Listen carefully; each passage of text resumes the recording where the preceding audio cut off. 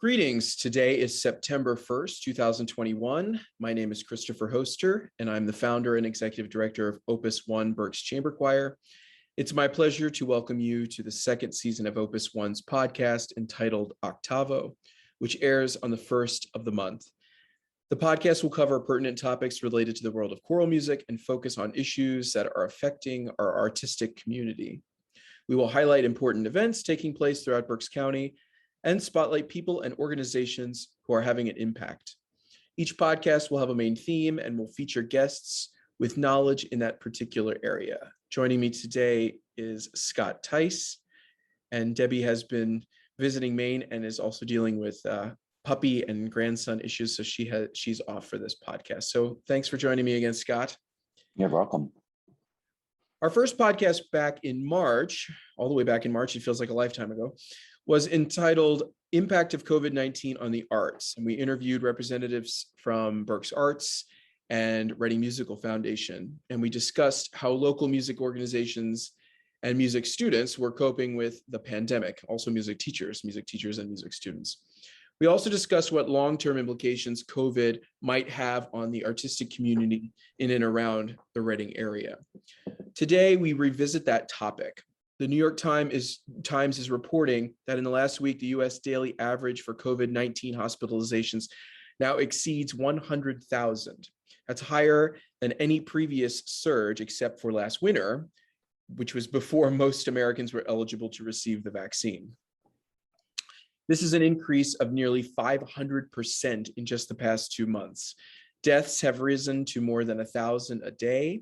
Florida reports that 16,500, almost 16,500 people are currently hospitalized with COVID. These increasingly disturbing numbers are causing a shortage of available ICU beds. This month, 1 in 5 ICUs in the nation have reached or exceeded 95% of bed capacity. And now it was reported yesterday and today, I actually just read a report right now before I recorded this podcast, that the EU has now restricted travel from the US, from those visiting from the United States. And then also on August 23rd, a report from the group Americans for the Arts shows that through cultural activities, though they are returning, the recovery is much slower than other sectors of the economy.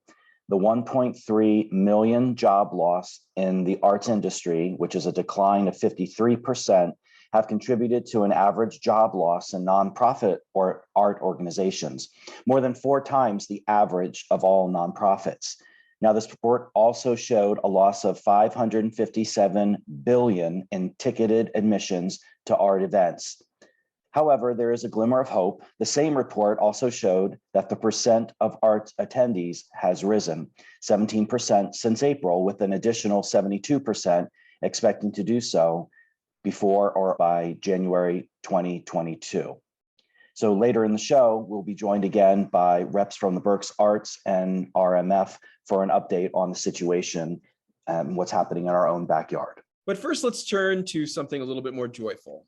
After more than a year of 100% digital programming, in August, Opus One began its 10th season with in-person rehearsals, thank God, in preparation for our October 17th Broadway dinner concert at the Doubletree Hotel in Reading. Rehearsals are taking place after months of research, discussion, and the implementation of logistical precautions by the organization's leadership and our COVID task force. As part of the COVID-19 protocols, Opus One requires singers and audience members alike to be vaccinated. Singers will be masked during all rehearsals, and everyone will observe social distancing and good hygiene. Scott, as a board member and singer, you have sort of this unique perspective. So how do you feel the preparation for a return to in-person singing has gone? And how does it feel to be singing with others in person again? Sure. I'm fortunate in the fact that I get to see both sides. So sitting on the board and also being part of the COVID task force, I saw how much we put into the implementation of logistical precautions that our current members are experiencing every Sunday evening when we meet. I know prior to that, there was speculation of how this would all go and questions. And once we all got together, it's almost like riding a bike. It didn't take us long to get into the groove. You just had to look at how we were sitting versus how we normally would be sitting in a non-COVID year. I think if anything, our hearing is going to be a little bit better because you're not necessarily sitting right next to that person. So your hearing has to be a little bit more acute when listening for the parts that you're singing. I think everyone who has come back was welcomed by all of our board members and also any of our help that we had that evening. It was nice to see everybody. It was nice to be back in session.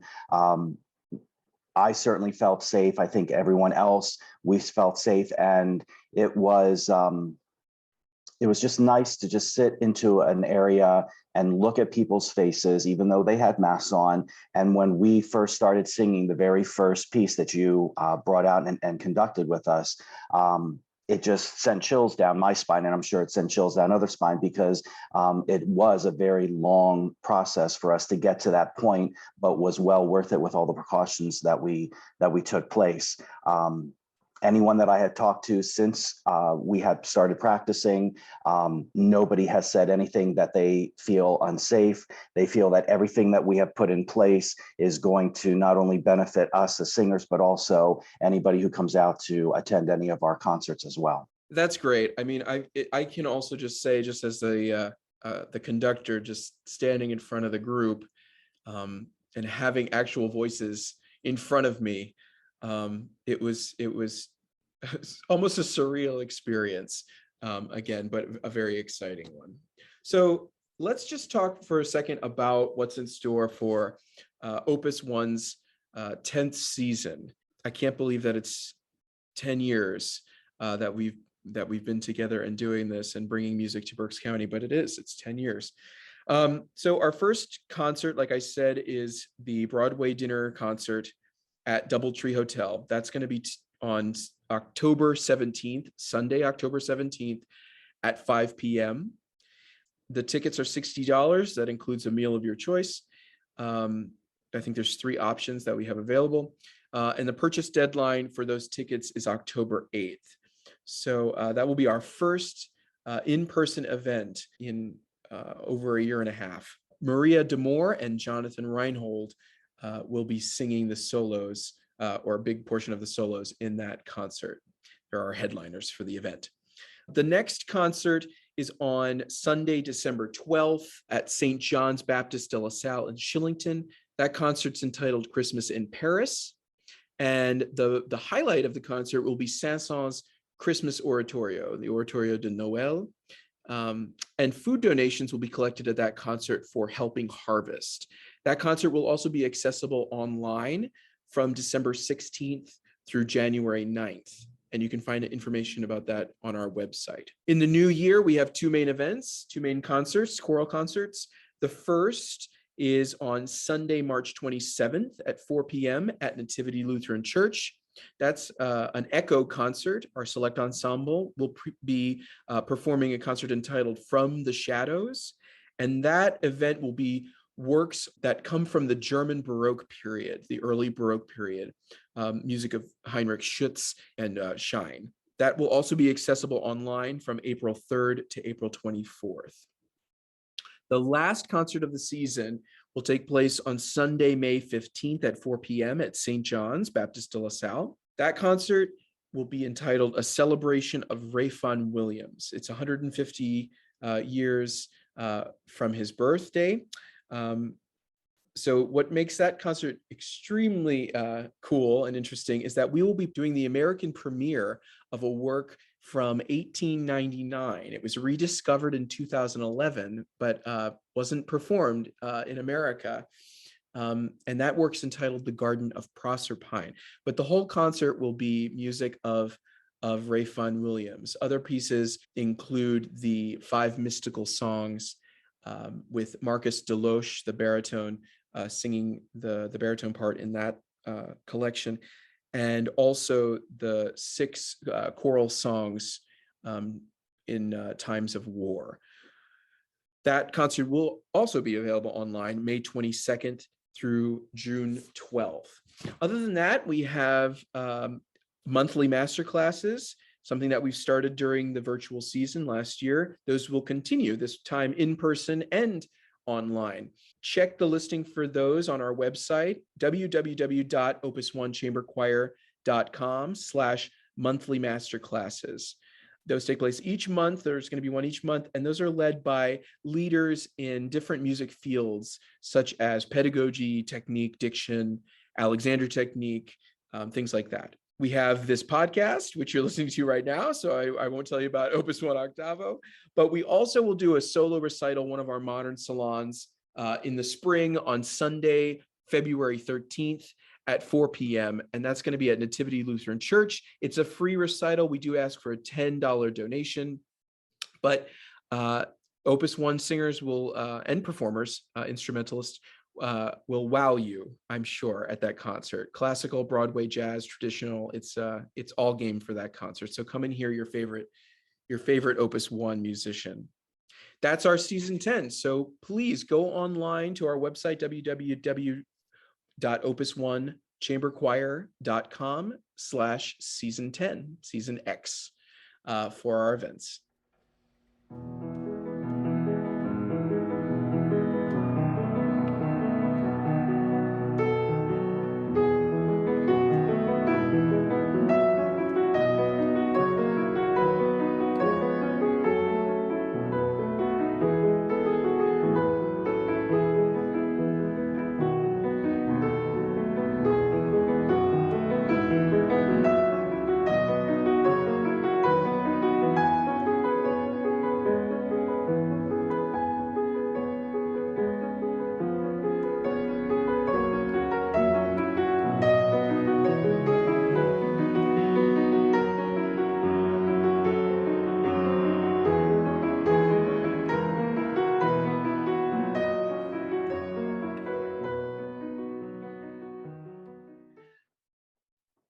Joining us for the discussion, we have Carrie Schultz, the president of Reading Musical Foundation. For almost a century, this Reading Musical Foundation has been advocating for and advancing music appreciation in Berks County.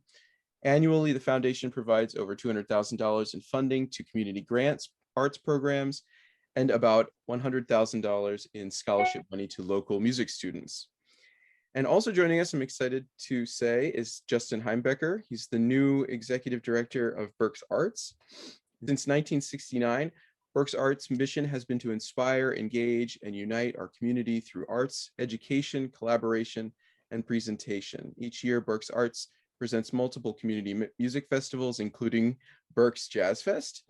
And they also award more than $150,000 to artists and arts organizations in Berks, Lancaster, and Schuylkill counties. Thank you so much, both of you, for being here with us today. Thanks for having us. Yep. So we're really bringing you back, your organizations back, for a discussion, a continued discussion of COVID-19 and how it's impacting the arts in Berks County. I just want to ask, how has the resurgence of the virus and the development of these new variants, how has that impacted planning for local arts organizations who sort of saw the light at the end of the tunnel, and now they're faced with going backwards instead of forwards? So how is this impacting those organizations? And that could be for either of you. Well, Justin, if you want to start, I mean, you are right in the middle of one of the largest events in our community here that happens on an annual basis. So if you want to jump in and kind of give the now approach, I can then chime in afterwards with kind of what's happening over the next couple months with the other organizations. Yeah, of course. So like you mentioned, we're right in the middle of the Berks Jazz Fest. We just finished up weekend number 1. You can see the aftermath behind me, and fortunately it's going great. Everybody's having a wonderful time. Crowds are happy, artists are happy, everything's great. In early mid-July, like you said, the light at the end of the tunnel was there. We were feeling really optimistic. And then, of course, the past few weeks, things definitely took a little bit of a shift. And so the way we approached it was that we have several obligations. We have, obviously our legal liability obligation. We have our moral ethical obligation. And then we have our relationship obligation to artists, volunteers, fans, with sort of an underlying tone of do the right thing. Whatever that may mean in that moment for that audience, for that constituency, do the right thing. Be able to look yourself in the mirror at night, lay your head on your pillow at night, and know that you feel like you took all of the reasonable, responsible, rational steps without overreacting, without underreacting. And after weekend one, I'm really proud of what we did, and I'm really proud of how everybody responded. Again, from board to volunteers to staff to artists to vendors to fans. It was a great weekend. We had, not one issue, and we feel like we've found that way to not overreact and not underreact, and let everybody make their decisions based on their individual situations. Justin, can I ask, so the unique thing about Berks Jazz Fest is it's not just one event, and it's not even just one location. So how did you manage and balance going to different venues and having, different artists and what their requests and what their recommendations or policies might be for whether it's masking or social distancing? How did all of that kind of pan out for you, and how did you manage it? Yeah, it's a good question. It's been a dance, and so what we did is we said, if nobody were to tell us what to do or request anything of us, here's our baseline template policy and protocol. We also agreed as a group that if an artist had a special request, we were going to honor that request. So if, for example, if masks are required if you're unvaccinated or encouraged if you are vaccinated, but an artist comes in and says, I want everybody backstage to either be wearing a mask or to be vaccinated, we've honored those requests if they had something special. We also took a concerted effort, even in hospitality, to not have buffets as much as possible and have individually wrapped items, and not a bowl of chips, but an individual bag of chips and wraps, and it really touched every aspect of what we do. And Carrie, related to the venues, we are guests in all of these places, and we recognize that. We sort of come in and invade their space for a night or a week, and we need to respect that they're working under different guidelines as well, and everybody's got their threshold and their decisions. So for example, we had an event at the Miller Center, beautiful venue this past weekend, and masks were encouraged. And starting today, the 16th, masks are now required in the building. So partway through the festival, we have a shift at one venue due to that facility's rules and requirements connected to the college. And so of course we're going to respect that, and we're going to honor that and communicate that. And that's the best you can do in this situation, right? Is try to be respectful of everybody's decisions and policies, and be a good guest, be a good neighbor, and do the responsible thing. Excellent. So I know, Chris, kind of in your response or your question and how the other organizations are preparing for the season with changes to what's happening, nationally and here in Pennsylvania. And speaking to the organizations, what, I had heard is that many of them do share similar venues, or the venue style is the same, whether, we have a lot of organizations who perform in churches.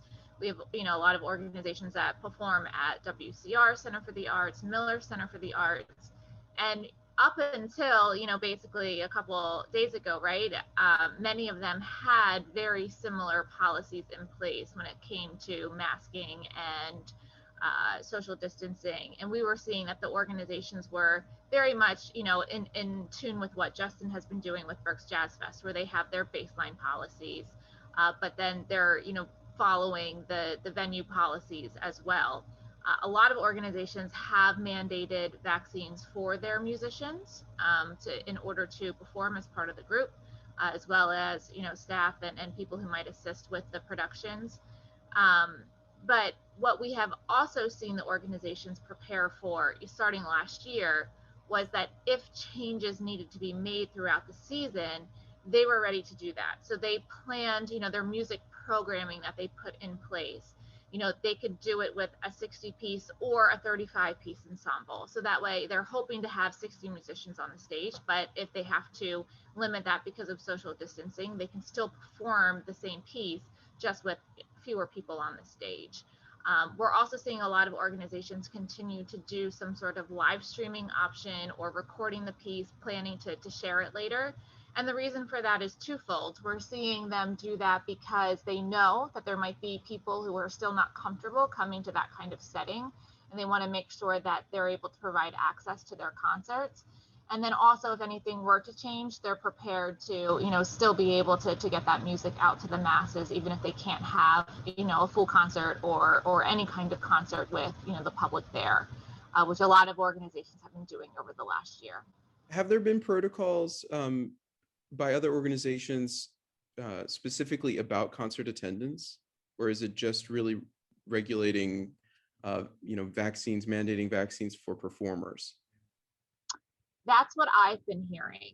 And it seems as if most organizations, I should say all the organizations that I've talked to have pointed to Pennsylvania Department of Health and CDC regulations and policies and mandates as what they're following. No one is really doing anything different. So since Pennsylvania is allowing for, the return of full attendance at, indoor venues, the organizations are following that recommendation, and they're not limiting the audiences. Okay. I did hear there's some special events that might be going on in the near future where people who attend that event will be asked to show proof of vaccination, or they'll have to take a rapid COVID test. But that has more to do with the demographics of people being served, that it's kind of an at-risk demographic. But I don't think that's been fully decided on at this point. It's something that's being discussed, whether or not it can be enforced, and kind of how to put the protocol around that to make that happen. But I haven't heard anything along those lines for concerts or any sort of like large scale event that we would see from our organization. But yeah, like Justin had said, the Miller Center is the first one here that's kind of come back and said that it's a mask requirement to be, for their events. But I think that also has to do with RAC, right, Justin? That it's a RAC whole campus policy, exactly. Not just the Miller Center for the Arts. Exactly. Yep.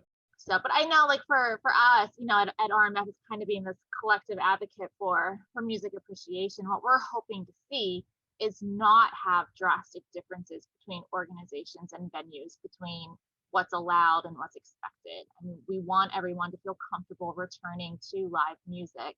And if one facility is saying one thing, over another, or one organization is saying one thing over another, it might just lead to a whole lot of confusion and keep everyone away until we're able to collectively kind of figure this out. So I was very pleased to hear that the organizations really are in alignment, and our audiences, and we share a lot of audiences. So a lot of people in Berks County, who go to your concert, Chris, are going to the symphony and going to Jazz Fest.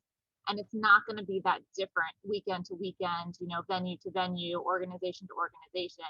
Everyone's going to kind of get used to what's being expected and be prepared for that. Mm-hmm. I think too, the schools, right? Once the schools reopen and once the schools kind of put their line in the sand of what's, whether or not all kids are going to be, having to wear a mask or masks are optional. Like once all that gets sorted out, I think the grown-ups are going to feel a lot more comfortable about everything. I think so much is up in the air right now that everyone's feeling a little frazzled at the moment. Just having said that, I know most of us, when we're looking for what's available in the county, we certainly turn to social media.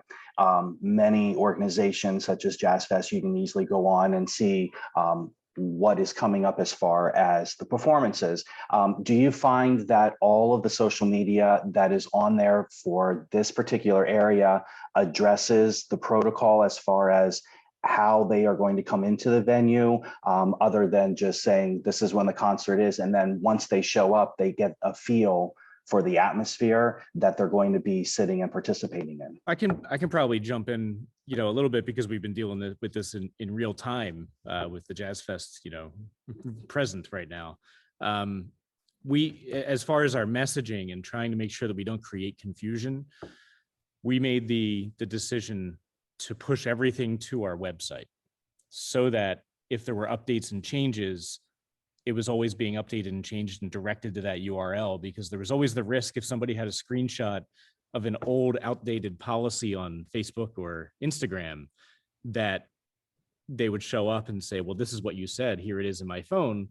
And we would say, well, you should have gone here. So we've tried to do our very best to say, please go here to read, and then keep that updated. And even when there's an update, just say updates here and link to it, so that the URL is always there. The content's always, relevant, up to date for that. I mean, are you going to get 100% of people to be 100% current on 100% of the protocols? No.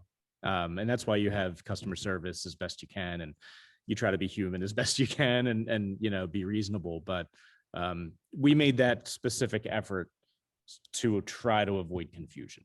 And I think, again, I'm really proud of what we've done. We have a great team managing all of that, and I think we've minimized the confusion as much as we possibly can, at least to date. I'm going to knock on wood because we have 7 days left. That's a great point, Scott. And I know, and again, it's kind of based organization by organization. So we have Reading Symphony performs at the Performing Arts Center, so they're following, the SMG guidelines on that, and they have been posted. There was just an article in the paper about it, in the last couple of days, of what all the new policies at SPAC will be, and not just COVID related, but security related as well. There's been some adjustments.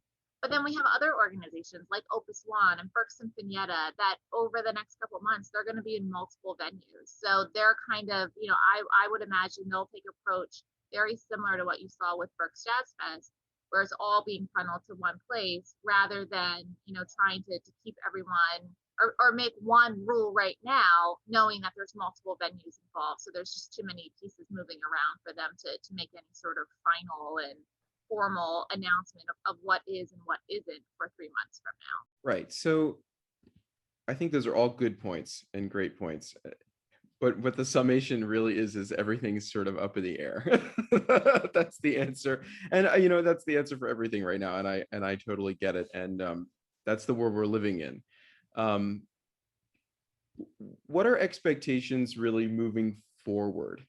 Like going into maybe not this coming season, because I know that everything is still up in the air, but we had mentioned in the previous segment, in the previous episode, that there was this new normal that was created. What does that new normal look like for us in the arts? Maybe not next season, but maybe 5 years from now, or going forward.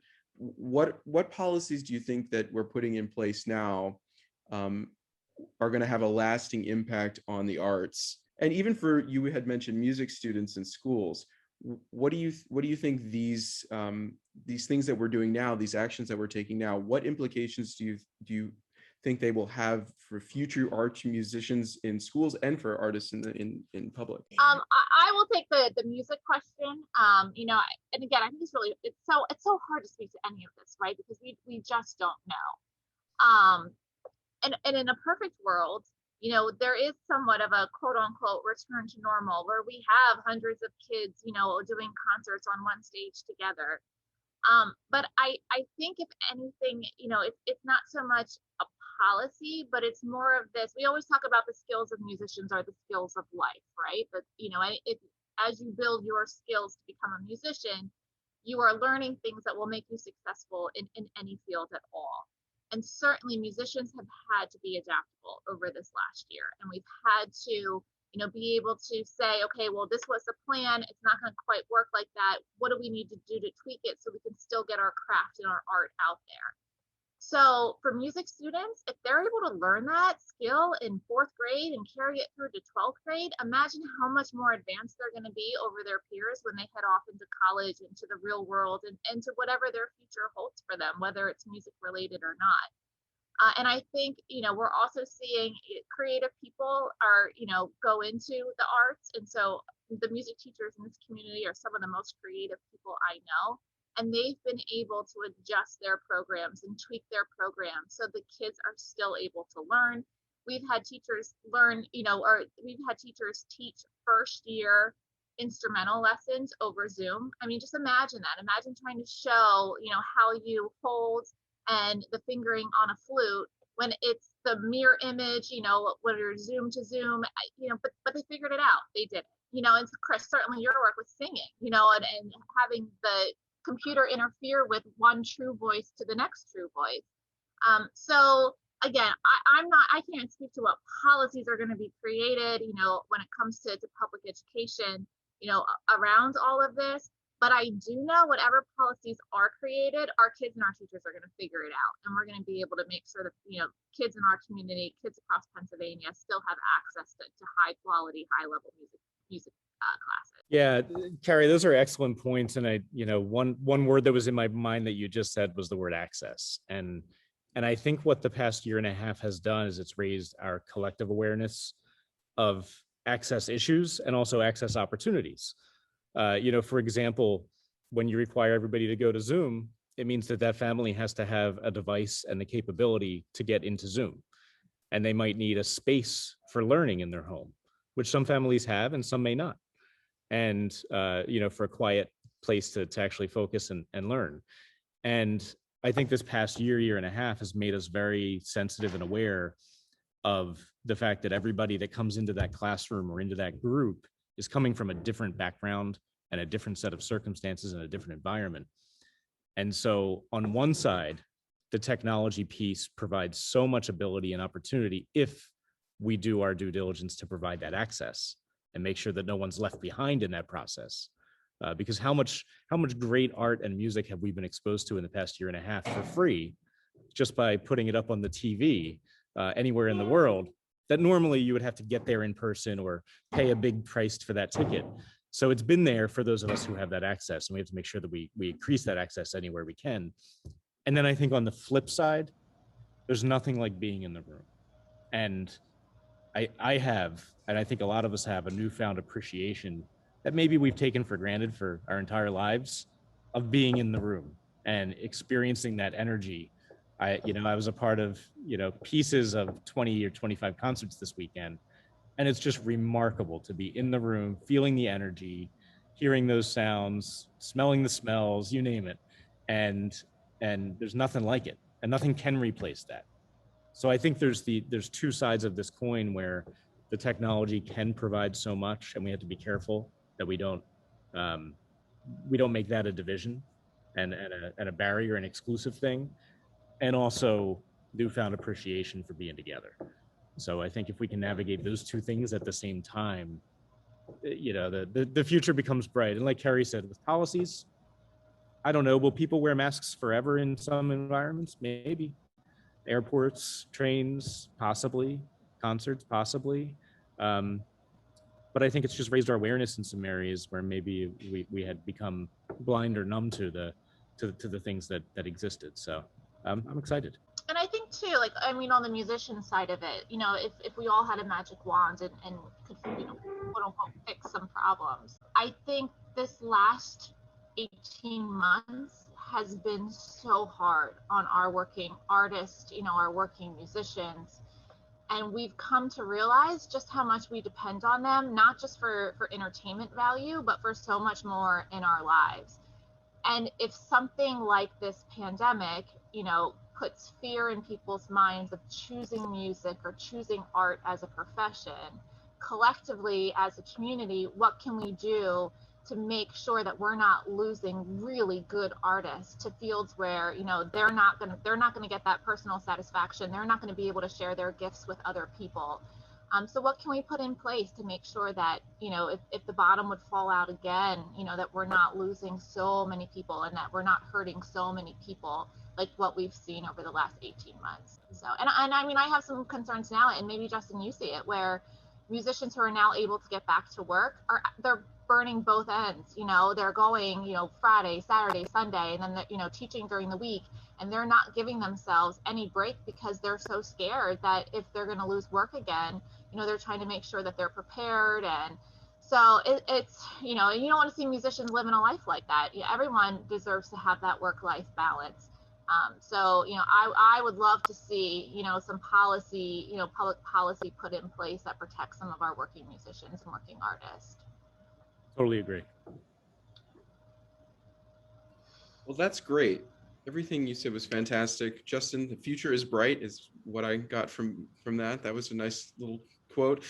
And Carrie, talking about the just the condition of working musicians, I think is something we don't really talk enough about. And thank you both for joining us here today. It was a great discussion.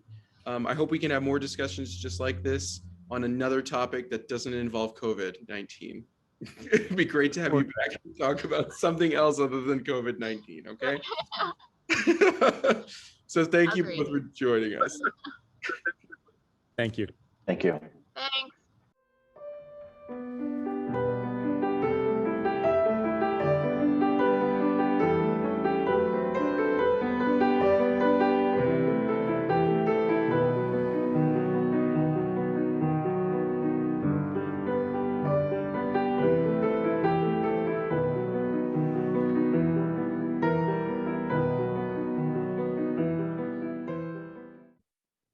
At the conclusion of each episode of OCTAVO, we like to recognize someone in the community who is having a positive impact on our artistic community and fulfilling Opus One's creed.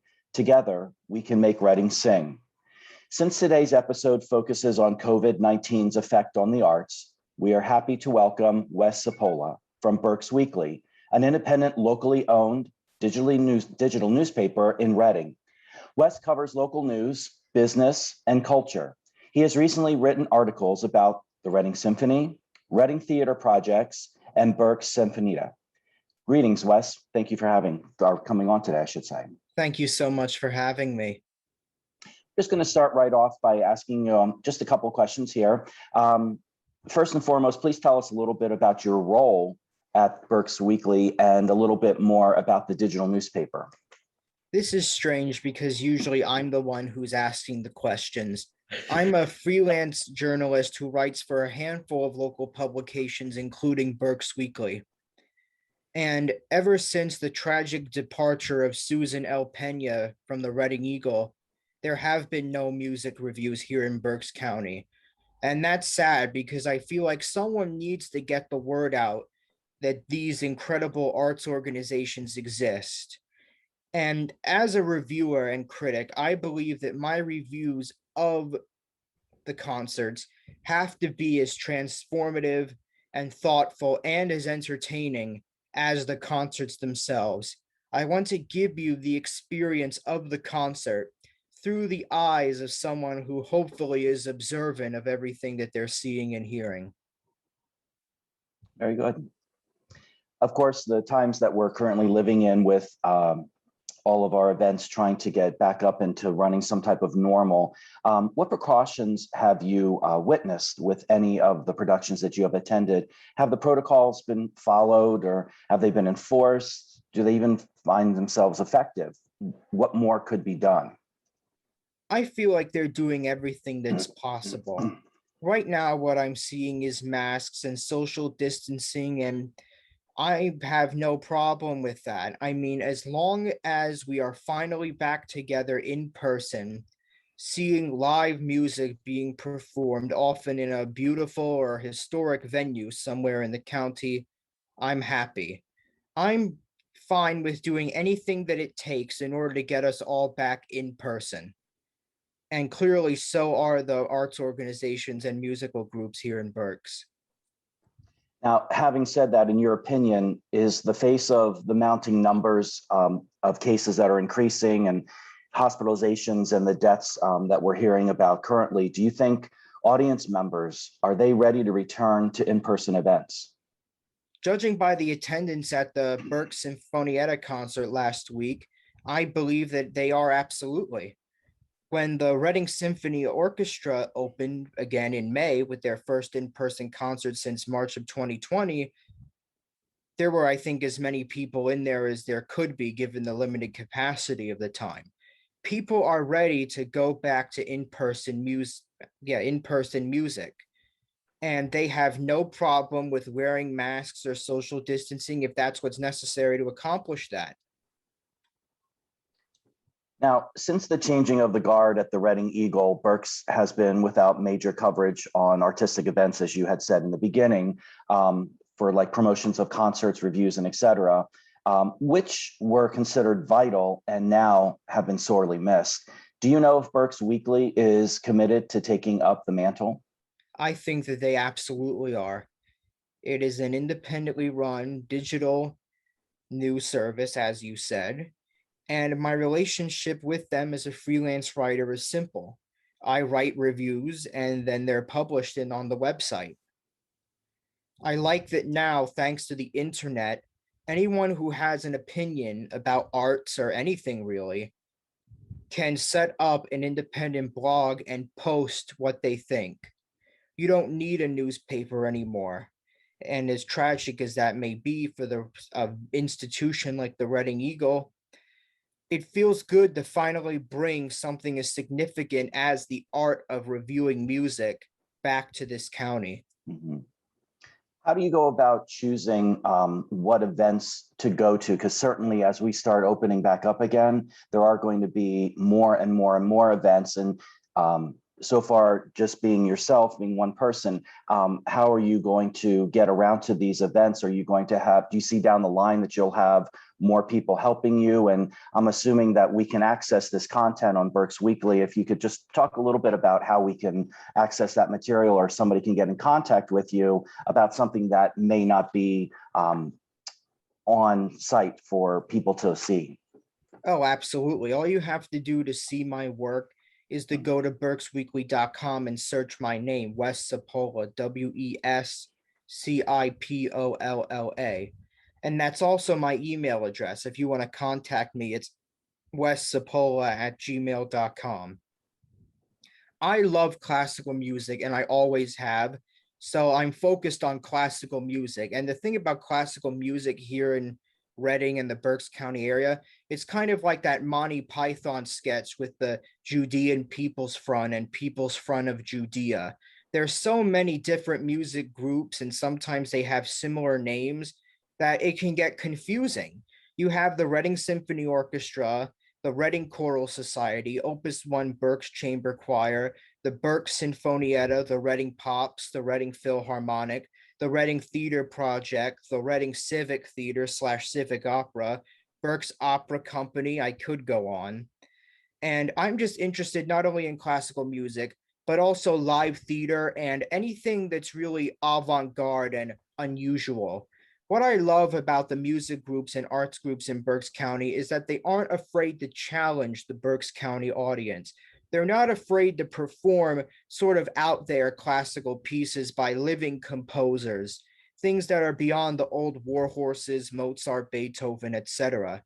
And I like how our live theater programs and our live theater companies are not afraid to tackle serious and relevant issues with the art that they produce on stage.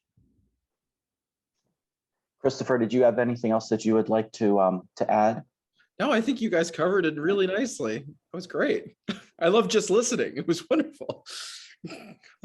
Well, Wes, I can't tell you enough how much we truly appreciate you taking your time out today to spend some time with us, to enlighten us about exactly what you are doing, not only for us musicians, but also for the people of the Berks County and also surrounding. So again, thank you again. We appreciate it. Once again, it's an honor to be on the show. Thank you for getting in contact with me about this. Thank you. You're welcome. Well, that's all the time we have for today. We hope you've enjoyed our discussion and that you join us next month for Opus One OCTAVO. And remember, together we can make Reading sing. For more information about Opus One, visit our website, www.opus1chamberchoir.com.